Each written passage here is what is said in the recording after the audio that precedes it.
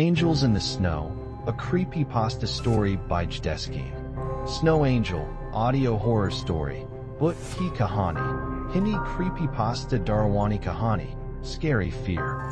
In college, I was a bit of a goth chick. Well, more than a bit. I was in it. Deep. Luckily, so was my roommate, Tara. We hit it off immediately, quickly discovering our shared love of all things dark and creepy. Music, TV shows, fashion, you name it. We called ourselves the Goth Girlies, no joke. It's a little cringy now, but we all do stupid things when we're young. Tara was my roommate throughout most of undergrad, and we kept in touch after graduation, watching each other's lives unfold, mostly via social media. Just last summer, Tara bought a house right next to a cemetery. I was absolutely ecstatic for her. We had always talked about how cool it would be to live in a quiet suburb next to a sprawling graveyard, instead of the bustling, gray metropolises we'd both come from. I was still hopelessly stuck in mind the downside of being a working actress is the necessary evil that is city life, but Tara had finally managed to achieve her dream. I knew she would one day. Being the friend that she is, she was kind enough to invite me up for a visit. I wanted so badly to go, but that same summer, I was just about to embark on my first national tour, and so I had no choice but to refuse. That kept me busy all through that summer, and on into the fall and winter. That next spring, when it finally looked like the worst of the northern snows might be over, Tara extended the invitation one more time. This time, I was mercifully free to accept. "Oh my God," I said when I first arrived. The place was even more spectacular than the pictures on Facebook had led me to believe. It was straight out of a Gothic novel. "Investment banking is really working out for you, isn't it?" She blushed and rolled her eyes. "Shut up and come here, you," she said, as she threw her arms around me and squeezed. It was nice to hug an old friend. Her little dog, Mocha, who up to this point had been sitting by very quietly and obediently, suddenly decided I was a bit too close to his mama and began pawing lightly at my leg. I laughed and knelt down to give him some well-deserved scritches. These seemed to satisfy him, and he graciously left us girls to our conversation. "So," I said, once the wine had been poured, "I'm sure you know what I'm curious about." "What?"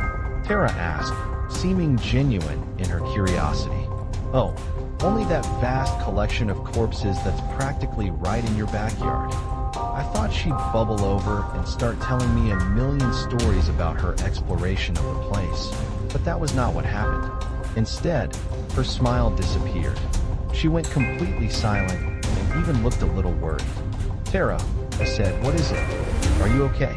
"Yeah," she said. "I'm fine." She paused. "I just think, well, maybe living next to a graveyard wasn't the best idea." I was stunned. "Are you kidding? We used to talk about this all the time. This was one of your life goals, dude." "I know," she said. "That's what makes this so disappointing." "What's disappointing?" I asked. "Is the cemetery too recent? I know you like the old ones." "No," she said abruptly. "It's not that." She fell silent again. "I'm not sure you'd believe me if I told you."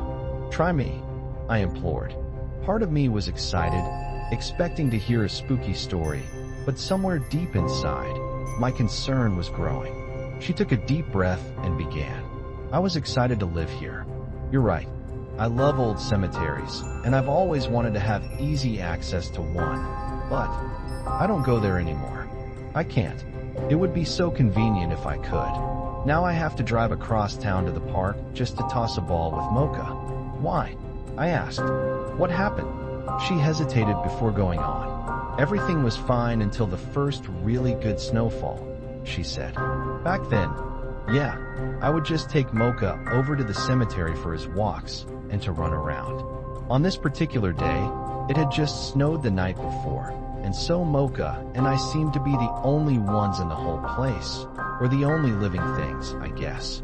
I decided it wouldn't hurt to let Mocha off his leash to run around for a bit, so I did, and he took off like a shot. I could barely keep up with him. It was like he was hot on the trail of something. Finally, he stopped long enough for me to catch up with him. but where he stopped. He had gone right up to a particular grave. It was a child's grave, a little girl. Emily, I think her name was. I don't remember the dates, but she died sometime in the late 1800s.